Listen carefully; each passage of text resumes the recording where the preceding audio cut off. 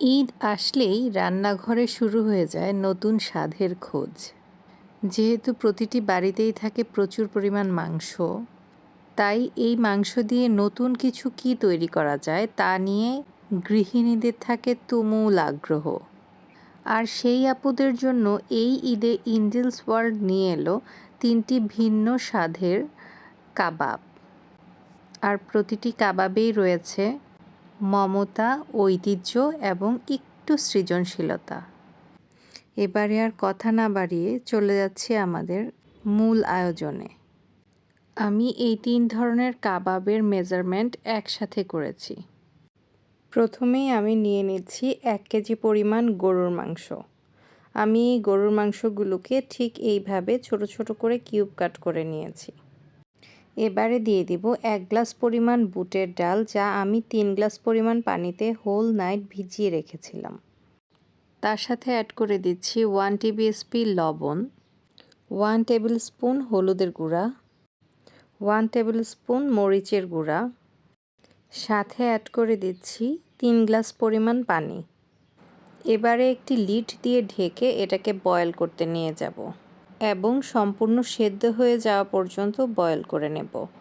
এই যে আমাদের ডালগুলো বয়েল হচ্ছে, বয়েল করার সময় অবশ্যই খেয়াল রাখতে হবে যেন নিচ থেকে লেগে না আসে। আর এইভাবে সম্পূর্ণ সেদ্ধ করে নিতে হবে।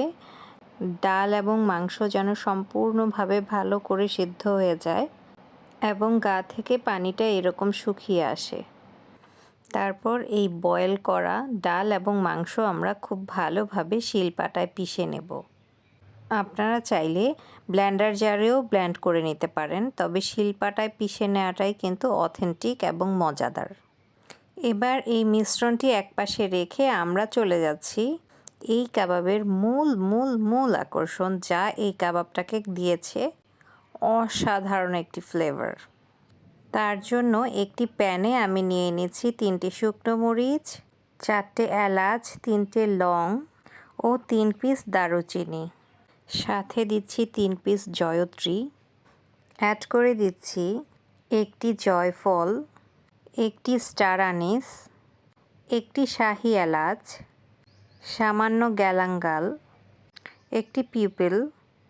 এগুলো সব একসাথেই আপনারা যে কোনো মুদি দোকানে গিয়ে কাবাবের মশলা বললেই দিয়ে দেবে। দিয়ে দিচ্ছি খুবই সামান্য পরিমাণে সাদা গোলমরিচ, কালো গোলমরিচ, শাহি জিরা এবং পোস্তদানা। এ পর্যায়ে বার্নারটা অন করে এটাকে মাঝারি আঁচে কিছু সময় ধরে টেলে নেব।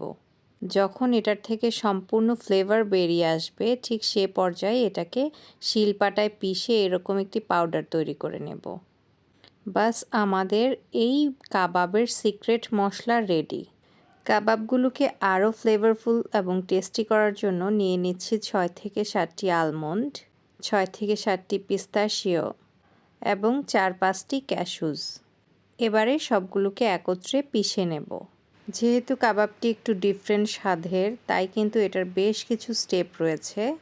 আমি আপনাদেরকে প্রতিটি স্টেপ 1 বাই 1 খুব ভালোভাবে শো করব। এই কাবাবের আরেকটি মূল আকর্ষণ হচ্ছে পেঁয়াজ বেরেস্তা। আমি এখানে 2 কাপের মতো পেঁয়াজ বেরেস্তা করে নিয়েছি। কাবাব ফাইনাল কোটিং করার জন্য নিয়ে নিচ্ছি টোস্ট বিস্কিট। টোস্ট বিস্কিটগুলোকে আমি পাউডার করে নেব। 3 ধরনের কাবাবের মধ্যে এক ধরনের কাবাব হচ্ছে স্কচ এগ কাবাব, যেটা আমরা সম্পূর্ণ ডিমের উপর করব। তাই এখানে 15টি ডিম নিয়ে নিয়েছি, তার থেকে 9টি ডিম আমরা বয়েল করে নেব। আর বাকি ডিমগুলো আমরা বাহিরের স্টাফিংয়ে কাজে লাগাবো, সেটা আপনারা ক্রমান্বয়ে দেখে নেবেন। আমার সেকেন্ড কাবাবটি হচ্ছে লাভা চিজ কাবাব, যার আউটার লেয়ারটি থাকবে ভীষণ ক্রিস্পি আর ইনসাইড থেকে চিজ এক্সপ্লোর করবে। তার জন্য আমি মৎজরেলা চিজ কিউব কাট করে কেটে নিয়েছি। এবারে অ্যাসেম্বলিংয়ের পালা। আগে থেকে বেটে নেওয়া কিমার সাথে দিয়ে দিচ্ছি 4টে ডিম, দিয়ে দিচ্ছি খুব থিনলি স্লাইস করা অনিয়ন 1 কাপ, অ্যাড করে দিচ্ছি আমাদের আগে থেকে করে রাখা 2 কাপ পরিমাণ পেঁয়াজ বেরেস্তা, দিয়ে দিচ্ছি কুচানো 5টি কাঁচামরিচ, 1 কাপ পরিমাণ ধনেপাতা কুচি, 2 কাপ পরিমাণ পুদিনা পাতা কুচি। পুদিনা পাতাটা একটু বেশি করে দিলে ফ্লেভারটা খুব সুন্দর আসে। দিয়ে দিচ্ছি আমাদের প্রথমেই করে নেয়া কাবাবের ম্যাজিক মশলা। এই মশলাটা যে কী পরিমাণ ফ্লেভারফুল ছিল তা আপনাদেরকে মুখে বলে বোঝাতে পারবো না। এবারে দিয়ে দিচ্ছি আমাদের পিষে নেওয়া বাদাম বাটাটা, অ্যাড করে দিচ্ছি স্বাদ মতো লবণ ও 1 কাপ পরিমাণ বেসন, যা এখানে বাইন্ডিংস ও ক্রিস্পিনেস আনতে হেল্প করবে। এবারে সব কিছু একত্রে খুব ভালোভাবে মিক্স আপ করে নেব। যেহেতু কাবাব একটি ট্র্যাডিশনাল ফুড, আমরা অনেকে অনেকভাবে কিন্তু কাবাব বানিয়ে থাকি, তবে আমি পার্সোনালি সাজেস্ট করব এইভাবে কাবাব একবার হলেও ট্রাই করে দেখবেন। আমি গ্যারান্টি দিয়ে বলতে পারি যে আপনারা নেক্সট টাইম থেকে ঠিক এইভাবেই কাবাব বানানো পছন্দ করবেন। একটু সময় নিয়ে খুব ভালোভাবে এটাকে মথে আমরা মিক্স আপ করে নেব, যাতে ইভেনলি সব জায়গায় সমস্ত মশলা মিক্স আপ হয়ে যায়। তারপর হাতে নিয়ে এভাবে চেক করে নেব যে এটার বাইন্ডিংসটা ঠিক আছে কিনা। এ পর্যায়ে আমরা কাবাবের ইনসাইডগুলো দিয়ে কাবাবগুলোকে রেডি করে নেব। প্রথমেই আমরা স্কচ এগ কাবাব তৈরি করব। তার জন্য 60 গ্রামের মতো কাবাব নিয়ে নিয়েছি। আর কাবাবগুলোকে এভাবে হাতে চেপে একটু বড় করে নেব এবং ঠিক মাঝে আমাদের আগে থেকে বয়েল করে রাখা সেদ্ধ ডিম এটার ভেতর ঢুকিয়ে এটাকে আবার চেপে কভার করার চেষ্টা করব। সম্পূর্ণ ডিমটাকে কভার করার জন্য যতটুকু আমাদের কাবাব প্রয়োজন ততটুকু কাবাব আমরা নেব আর চেপে ডিমটাকে কভার করে কোডিং করে নেব। এভাবে আমরা 9টি ডিম সুন্দরভাবে কোডিং করে নিয়েছি। এবারে আমাদের সেকেন্ড আইটেম লাভা চিজ কাবাব তৈরি করার জন্য আমরা এখানে 40 গ্রামের মতো কাবাব হাতে নিয়ে নেব আর এটাকে চেপে একটু বড় করে নেব, যাতে মাঝে আমরা চিজটাকে খুব সুন্দরভাবে বসাতে পারি। তারপর চিজটাকে মাঝে বসিয়ে আমরা এটাকে রাউন্ড আপ করে সুন্দর করে একটি স্কোয়ার শেপ দেওয়ার চেষ্টা করব। স্কোয়ার শেপটি ফুটিয়ে ওঠানোর জন্য আমি এখানে একটি চপিং বোর্ডের উপরে আমার লাভা চিজ কাবাবটি রাখবো আর নাইফের ঠিক অপোজিট সাইড থেকে এটাকে চারপাশ থেকে প্রেস করতে থাকবো যতক্ষণ না পর্যন্ত একটি সুন্দর স্কোয়ার ফরম্যাট ক্রিয়েট হয়। এভাবে আমি আমাদের সবগুলো লাভা চিজ কাবাব চিজে কোট করে নিয়েছি।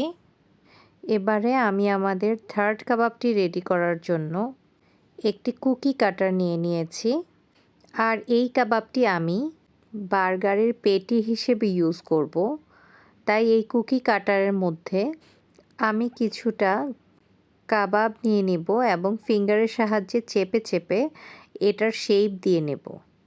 বাস তৈরি হয়ে যাবে আমাদের বার্গারের পেটি। সম্পূর্ণ বার্গারের ভিডিও আপনারা আমাদের আপকামিং ভিডিওগুলোতে পেয়ে যাবেন। এভাবে বার্গারের পেটি বানিয়ে ডিপ ফ্রিজে আপনারা স্টোর করে পরবর্তীতে বার্গার বানিয়ে খেতে পারেন। এই তো ঠাডা, আমাদের সবগুলো কাবাবের প্রাইমারি কোডিং এবং শেপ দেওয়া হয়ে গিয়েছে। এ পর্যায়ে আমরা এগুলোকে ডিপ ফ্রিজে 15 মিনিটের জন্য স্টোর করব, যাতে করে কাবাবটি সম্পূর্ণ সেট হয়ে যায়। 15 মিনিট পর আমরা এটাকে ফাইনাল কোডিং দেব। 15 মিনিট পর আমরা প্রথমেই স্কচ এগ কাবাবটিকে ফাইনাল কোট করে নিচ্ছি। তার জন্য প্রথমে আমরা কাবাবটিকে ফ্যাটানো ডিমে ভালো করে কোট করে নেব। তারপর ডিম থেকে উঠিয়ে আমাদের আগে থেকে করে রাখা বিস্কিটের গুঁড়োর মধ্যে এটাকে কোট করব। এভাবে বিস্কিটে ভালোভাবে গড়িয়ে আমরা সবগুলোকে ফাইনাল কোট দিয়ে নিয়েছি। এবারে ভেজে নেওয়ার পালা। একে সবগুলো স্কচ এগ কাবাব আমরা ডুবো তেলে দিয়ে দিব এবং চুলার জাল লো টু মিডিয়াম রেখে একটু সময় নিয়ে ব্রাউন কালার করে ভেজে নেব। এই যে হয়ে গেছে আমাদের স্কচ এগ কাবাব। এ পর্যায়ে আমরা তেলগুলোকে ভালো করে স্ট্রেন করে এই কাবাবগুলোকে উঠিয়ে নেব। ঠাডা, তৈরি হয়ে গেছে আমাদের সম্পূর্ণ ইউনিক স্কচ এগ কাবাব। দেখতে কি লোভনীয় মনে হচ্ছে?